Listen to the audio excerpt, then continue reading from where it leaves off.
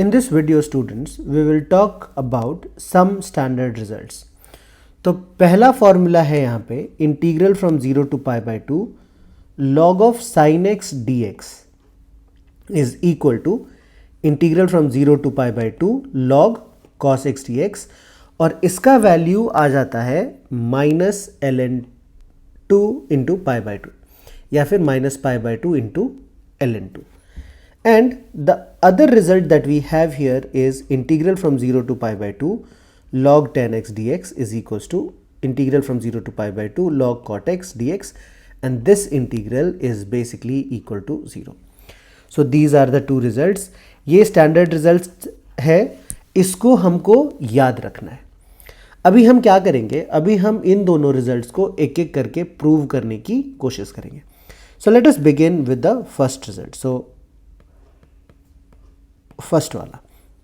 So let us से जो given integral है ना हमारा, उसको हम कह लेते हैं log sin x dx को I. तो अगर हमने ये प्रॉपर्टी लगाई integral from 0 to a f of x dx is equal to integral from 0 to a f of a minus x dx, अगर हमने ये वाली प्रॉपर्टी लगाई तो ये जो हमारा इंटीग्रल है ना वो क्या बन जाएगा, लेट अस सी. ये बन जाएगा integral from 0 to pi by 2 log of sine pi by 2 minus x, तो ये हो जाएगा cos x dx. So this is also equals to I. Now let us say this is the first result and this is the second equation that we have. हम क्या करते हैं, हम दोनों को ऐड कर देते हैं. तो अगर हमने दोनों को ऐड किया तो हमको क्या मिलेगा, left side 2i is equals to integral from 0 to pi by 2 log of sine x plus log of cos x dx. Now we know students कि log a plus log b ये हो जाता है log ab, मतलब a और b multiply हो जाता है. तो अगर हम इस प्रॉपर्टी को यहाँ पे अप्लाई करेंगे, so we get 2i is equals to integral from 0 to pi by 2 log sin x into cos x dx.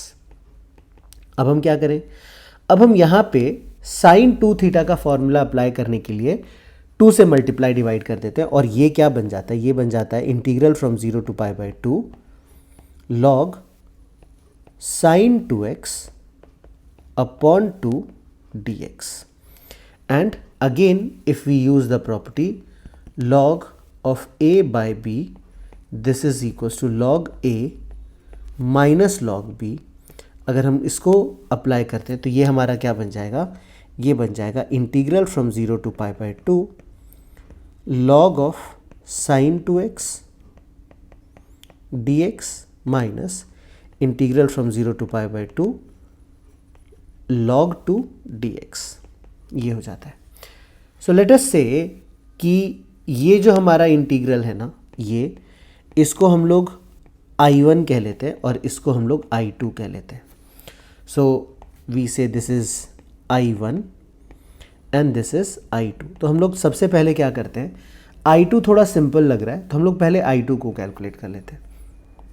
तो I2 क्या हो जाएगा, इसमें log 2 बेसिकली कांस्टेंट रह जाता है, तो log 2 बाहर आ जाएगा और ये बन जाएगा integral from 0 to pi by 2 dx. And we know students ये हो जाता है pi by 2 into log 2. So basically सिर्फ मैंने इतने से पार्ट को I2 रखा है ना, माइनस साइन I2 का पार्ट नहीं है. So this is what we have. Now let us talk about I1. So for this we'll have to go to the next page. So let us write I1 is basically integral from 0 to pi by 2 log sin 2x dx. So यहाँ पे हमको थोड़ा सा substitution का help लेना पड़ेगा. So we will put 2x is equals to t. Therefore x जो है ना वो बेसिकली हो जाता है हाफ या फिर t by 2, and therefore dx जो है ना वो हो जाएगा 1 by 2 dt. ये आ गया हमारा dx. And as x equals to 0, t will also be equals to 0, and when x is equals to pi by 2, t will basically be equals to pi. तो अगर हम x को t से change करते हैं ना, इंटीग्रेटिंग वेरिएबल हम change करते हैं, तो हमारा I1 बन जाता है integral from 0 to pi log sin t into 1/2 dt, ये बन गया. So half 1/2 is basically a constant, इसको हम बाहर लेके जा सकते हैं. सो ये बन जाएगा 1/2 integral from 0 to pi log sin t dt. Now यहाँ पे हमको एक और प्रॉपर्टी अप्लाई करनी पड़ेगी स्टूडेंट्स. तो सबसे पहले मैं याद दिला दूँ वो प्रॉपर्टी क्या है. इंटीग्रल फ्रॉम 0 टू 2a fx dx. We know this is equals to integral from 0 to a fx plus f of 2a minus x. I hope you remember this. And if f of 2a minus x is equals to fx, तो ये क्या होता है, तो मैं यहाँ पे लिखता हूँ if f of 2a minus x is equals to f of x, तो ये जो इंटीग्रल है ना, ये बन जाता है 2 times integral from 0 to a f of x dx. I hope you remember. मैं पूरा फॉर्मूला रिजल्ट नहीं लगा रहा हूँ. I am sure you remember this. तो अगर हम ये अप्लाई करेंगे तो सबसे पहले हम लोग चेक करते हैं log sin pi minus t क्या होता है. तो we know sin 180 minus theta is sin theta, so this is basically log sin t. तो ये जो है ना हमारा सेम फंक्शन निकल के आया. तो सेम फंक्शन निकलने के कारण हम यहाँ पे क्या कर सकते हैं, हम इसको लिख सकते हैं therefore I1 is equals to half into 2 integral from 0 to pi by 2 log sin t dt. तो ये 2 और 2 cancel, and again this can be very well written as 0 to pi by 2 log sin x dx. तो basically हमको I1 जो है ना, ये जो हमको मिला है, ये हमारा स्टार्टिंग का क्वेश्चन था. हम इसी का वैल्यू फाइंड आउट करना चाहते थे. सो बेसिकली जो I1 निकल के आया ना, ये I ही है ना. So if we go back to the previous page and we look at this, we found कि I1 जो है ना, दिस इज बेसिकली I, और लेफ्ट साइड में हमारे पास क्या था, 2i. So 2i is basically equal to I minus I2, where I2 is this. So let us write it. So we can write therefore 2i is equals to I minus pi by 2 log 2.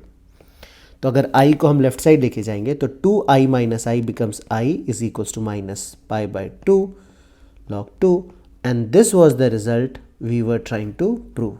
Hence proved. So I hope you have understood this proof, and this is an important result which is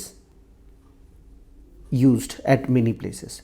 Now similarly, if we come to the second result that we have here, यहाँ पे log tan x है और log cot x है. तो यहाँ पे अगर हमने सेम प्रॉपर्टी अप्लाई की और दोनों को हम ऐड कर देंगे ना, तो you can easily find out कि the right side becomes 0, so the integral value becomes 0. So I will leave the second part as a homework for you. Basically what I'm trying to say is, जब हम दोनों I को add करेंगे तो ये हो जाएगा log tan x plus log cot x, और log की प्रॉपर्टी यूज़ करके हमको क्या मिलेगा, हमको मिल जाएगा log of tan x into cot x. We know tan x into cot x will become 1, तो ये eventually log 1 बन जाएगा, and we know log 1 is 0, तो इंटीग्रल का वैल्यू भी 0 आ जाएगा. सो आई होप मैंने हिंट दे दिया है कि how to approach this question, and you can very well prove it.